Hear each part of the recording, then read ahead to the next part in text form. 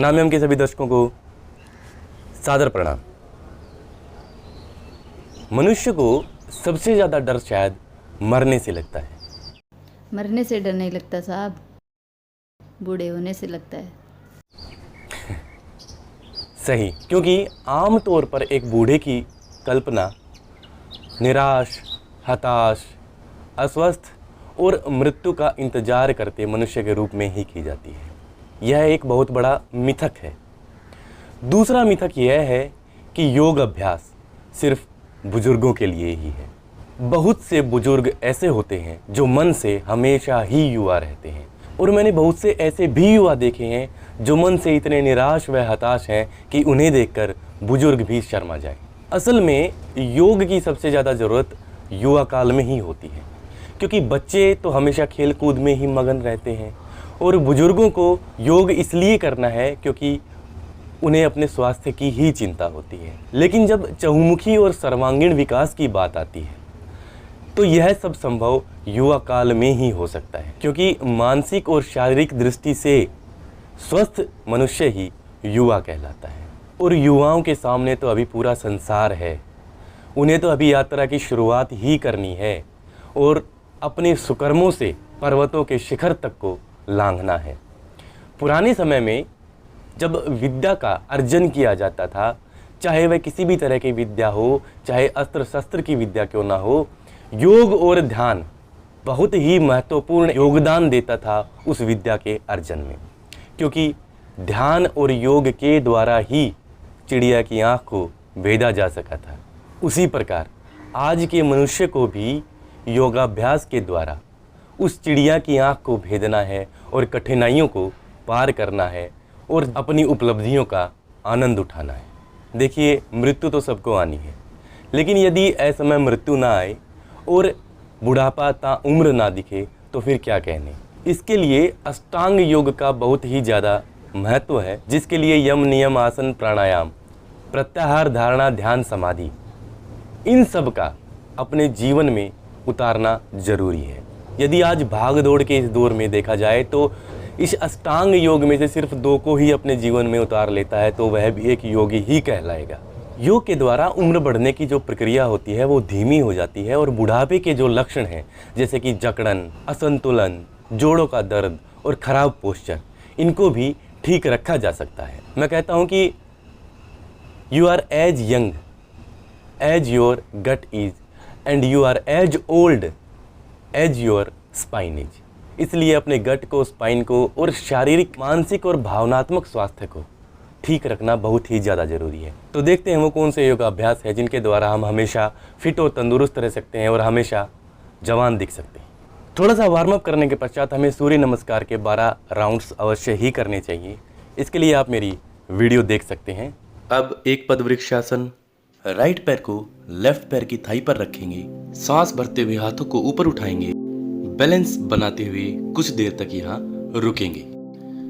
सांस को छोड़ते हुए पैर को नीचे रखेंगे और इसी तरह दूसरे पैर से भी दोहराएंगे। यदि आप लेवल बढ़ाना चाहते हैं तो इस तरह पैर को नाभि के पास थाई पिट में भी लगाया जा सकता है। बारी बारी दोनों पैरों से रिपीट करें और स्टैंड रहने के समय को बढ़ाएं। इसके पश्चात वीरभद्रासन। पैरों को इस तरह से खोलते हुए लेफ्ट पैर को बाहर की तरफ निकालेंगे और हमारा वक्ष है उसको हम ट्विस्ट करेंगे। घुटने को थोड़ा सा बेंड करेंगे, पंजों के सिधाई में घुटना हमारा आ जाएगा और उसके बाद हाथों को दोनों ऊपर उठाएंगे और जिस तरफ मुख है उस तरफ की उंगलियों को देखेंगे। थोड़ी देर होल्ड करने के बाद इसी तरह दूसरी तरफ भी रिपीट करेंगे। उत्कटासन। एड़ी पंजे मिलाकर खड़े होंगे, सांस छोड़ते हुए घुटनों को नीचे की तरफ लेके जाएंगे, कमर सीधा रखेंगे, फिर सांस भरते हुए हाथों को ऊपर की तरफ लेके जाएंगे, 45 डिग्री के एंगल पर रोकेंगे, हाथों को एक टक देखेंगे, धीरे धीरे रुकने का समय बढ़ाएंगे।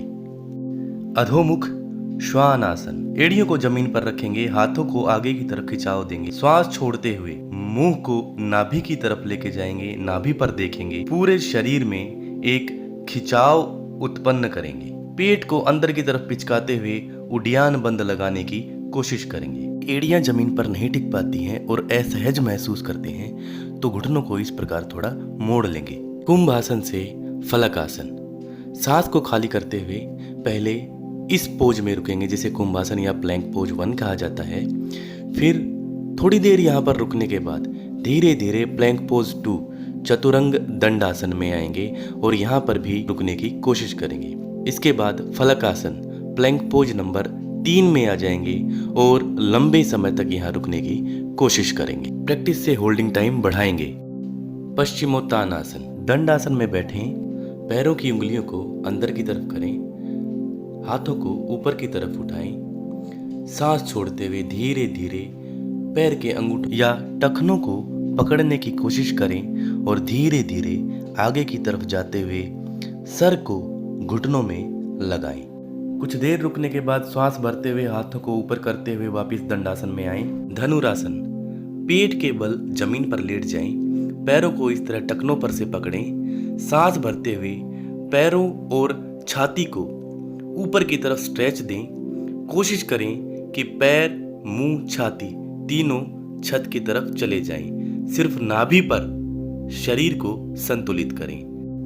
कुछ देर रुकें, श्वास छोड़ते हुए वापिस आ जाएं। हलासन। धीरे धीरे पैरों को 30 डिग्री एंगल पर लाके रोकें, फिर 60 डिग्री एंगल पर रोकें, फिर 90 डिग्री एंगल पर रोकें। इसके पश्चात सर्वांग आसन में थोड़ी देर रुकने की कोशिश करें। सर्वांग आसन में रुकने के पश्चात धीरे धीरे पैरों को सर की तरफ लेके जाएं, सांस को छोड़ते हुए। यहाँ पर अर्ध हलासन में थोड़ी देर तक फिर से रुकने की कोशिश करें और फिर पूर्ण हलासन में इस तरह हाथों को बाहर की तरफ निकालते हुए उंगलियों को इंटरलॉक करें, पैरों को जमीन पर लगाएं। फिर धीरे धीरे पैरों को वापस अर्ध हलासन में लेके आएं, 90 डिग्री एंगल पर लेके आएं, 60 डिग्री एंगल पर लेके आएं, 30 डिग्री पर थोड़ी देर के लिए रोकें और सांस को छोड़ते हुए फिर सीधा लेट जाएं। मत्स्य आसन। पद्मासन लगाकर पीठ के बल लेट जाएं या पीठ के बल लेटकर पद्मासन लगा लें। इसके बाद सांस को भरते हुए सर के चोटी वाला जो हिस्सा है उसको इस तरह से जमीन पर लगा दें। हाथों से पैर के दोनों अंगूठों को पकड़ लें। नॉर्मल सांस लेते रहें, कुछ देर रुकने की कोशिश करें। सिंहासन। वज्रासन में बैठते हुए पैर के घुटनों को इस तरह से खोल लें, हाथों की उंगलियों को अंदर की तरफ करते हुए दोनों घुटनों के बीच में रखें, स्पाइन को सीधा करें, मुंह को थोड़ा ऊपर उठाएं और आसमान में एकटक देखें। जिस प्रकार शेर जंगल में बैठा हुआ आसमान में कुछ घटित होने की प्रतीक्षा करता है। इसके बाद सिंह गर्जनासन।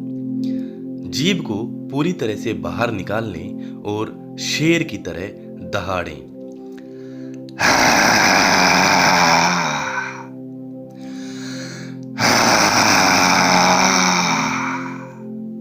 प्राणायाम में कपालभाति, अनुलोम विलोम, परशुराम प्राणायाम, प्राणिक बंध प्राणायाम और भ्रामरी का अभ्यास अवश्य ही करने चाहिए। ये सब प्राणायाम आप मेरी वीडियोस में देख सकते हैं और मैंने लिंक डिस्क्रिप्शन में भी डाल दिया है।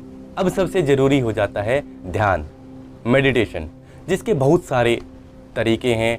अलग अलग तरीके में अलग अलग तरह से ध्यान सिखाया जाता है। आप किसी भी तरीके से ध्यान कर सकते हैं, क्योंकि ध्यान के लिए आप किसी भी रास्ते पर चलें, मंजिल सबकी एक ही है। इसलिए मायने यह नहीं रखता है कि आप ध्यान के कौन से रास्ते पर चल रहे हैं, बल्कि मायने यह रखता है कि आप पूर्ण जागरूकता, एकाग्रता और प्रतिबद्धता के साथ हर रोज़ ध्यान का अभ्यास करते हैं। इन सब आसन, प्राणायाम, बंध और ध्यान का अभ्यास यदि आप करेंगे तो अवश्य ही उम्र आपके शरीर, आपके चेहरे पर दिखाई नहीं देगी और जरा मरा के बंधनों से आप छूट जाएंगे। तो आशा है आपको यह वीडियो पसंद आई होगी। आने वाली वीडियोज़ में आपसे फिर मिलता हूँ, तब तक के लिए सादर प्रणाम। आरोग्यवान भवतु।